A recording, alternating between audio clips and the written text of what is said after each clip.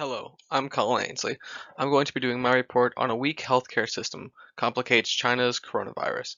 This article was published by The Economist earlier this year. Some background information on both the article and what the coronavirus is. So, as I said earlier, the coronavirus was published by The Economist. There was no author given, and it was written on February 6th, 2020. All the information in it is not incredibly accurate, though, due to the virus constantly changing and we're being updated on. Also, the picture used as the background, this was a picture demonstrating what the medical world in China is like right now, taking care of the coronavirus. A bunch of civilians outside and in proper care. So some corona background. Coronavirus was discovered in the 1960s. This particular strand, though, originated in Wuhan, China in late 2019. There have been more than 2,000 confirmed deaths, 75,000 confirmed cases. 70% of the DNA of the coronavirus is similar to the SARS outbreak, which affected China in the earlier 21st century. And the coronavirus is believed to have come from animals, more specifically, bats. A summation of the article. So, as I stated earlier, there are over 75,000 confirmed cases of the coronavirus. This is causing doctors being unable to test patients for the coronavirus due to a lack of testing kits. From this, patients are unable to be tested, so they end up being quarantined by government-sanctioned motels, hotels, and apartments. Once these patients often develop symptoms in these facilities, they're often told they can't be treated and told to leave pretty much and just go sit in their houses. So, Wuhan currently is hosting 1/3 of the global infections of the coronavirus and 3/4 of the global deaths. So, and the Chinese government has sent in the military to help control the coronavirus. This has ended up instilling a fear within the Wuhan citizens. Continuing the summary, so due to the overcrowded hospitals, the local government has been informing citizens that they should contact their district officials on how they should proceed. This is not getting consistent results, though, due to different officials telling them different things.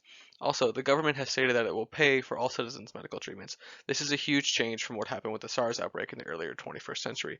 This outbreak was largely a spread due to a lot of poorer Chinese citizens not wanting to go to the hospital to be treated because they cannot afford it. So this is China trying to take care of that and keep it contained within the country. The article also greatly goes into the complications with medical professionals in China.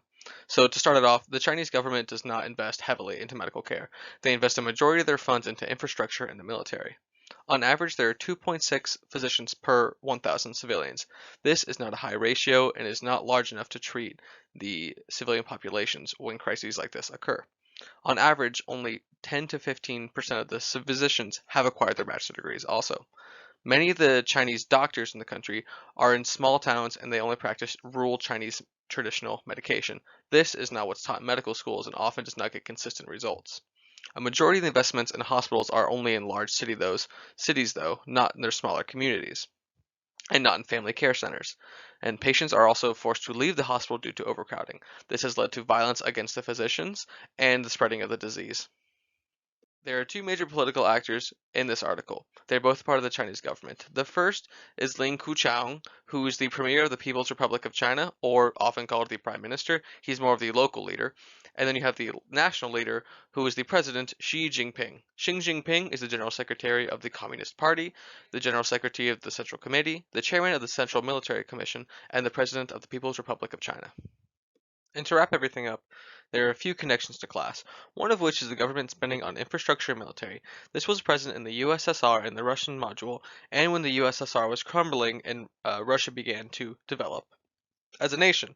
And the other one is when civilians get upset about military involvement. This can be seen in an earlier article which we had, in which French civilians were upset about the military involvement in external affairs in Mali.